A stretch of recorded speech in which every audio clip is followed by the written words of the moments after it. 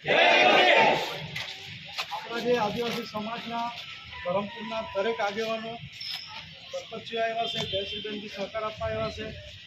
પહેલાં તો તમામનો આભાર કે આપણું સંગઠન હજુ બી એક મેસેજ દ્વારા બધા ભેગા થઈ જાય છે. આજે આપણે માન્ય સુપ્રીમ કોર્ટે જે જજમેન્ટ આપ્યો છે જાતિનું વર્ગીકરણના વિરુદ્ધમાં આપણે બધા ભેગા થયા છે.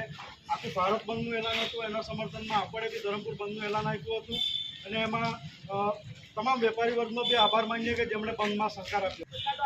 ખરેખર આ ખૂબ જ આ ભયજનક વિસલ વાગી ગઈ છે.